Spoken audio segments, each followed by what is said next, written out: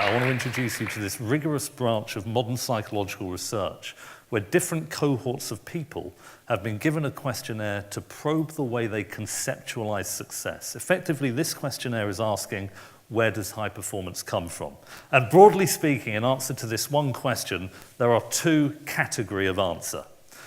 Over here, people say, well, to be really good at my job or some dimension of skill within the job, it's largely, or for some people almost exclusively, about talent. Having the right predispositions, the right aptitude, the right kind of brain, the right kind of genetic inheritance in order to excel.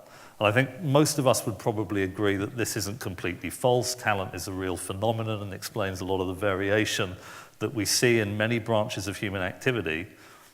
But over here, people give a subtly different answer where they say, yeah, talent isn't irrelevant, but in the complex world, it isn't enough. And they're focused on the other ingredients that are also very predictive of success, like disciplined practice, constantly evaluating what one is doing through time, and crucially, a recognition that however good I am, even if I'm a genius, I can nevertheless get better.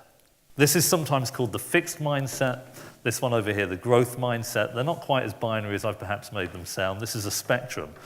But what is exciting about this psychological research is that depending on where people sit on this continuum, and what is effectively their answer to one question, you can measure the behavior.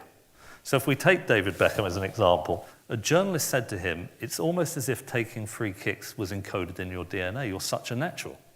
And he looks like a natural. He curls it into the top corner. It's fluent. It looks wonderful. And Beckham said, the only reason you're saying that is you see the free kick against Greece at Old Trafford or wherever else. What you don't see is a 6-year-old kid in his back garden in Leytonstone only able to do 3 keep-me-ups. But 3 years of practice, 4 hours every day, learning from his mistakes, iterating his technique. Sport practice is trial and error learning, where the learning is encoded in the brain and central nervous system. That's how he got to where he is. But if children think that success is instant and effortless for the super talented, because they only see the performance, they see the tip of the iceberg, and they try something new like the violin and they're not immediately playing like a virtuoso, they think, well, I'm obviously not cut out for it, and they give up. Resilience is a direct psychological consequence of the empirical model that we carry around in our heads as we go through life. The reason the growth mindset is so predictive is, to use the language of Daniel Kahneman, it's a heuristic.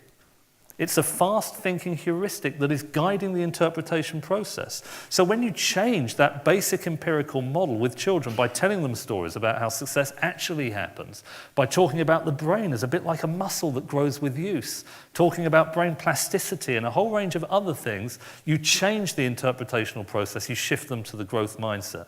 With businesses, the same thing happens, but with a slightly different set of tools to shift. Because it's the real cutting-edge companies that are camped out in this terrain that fully understand, that Google, Goldman Sachs, that if they really want to remain ahead of the game, if they don't want to have the fate that was Blockbuster, they've got to be over here. And they require everyone in the organization to be equipped with that growth mindset so they're both iterating their own performance, learning and evaluating every day, and at a strategic level, they're doing exactly the same thing.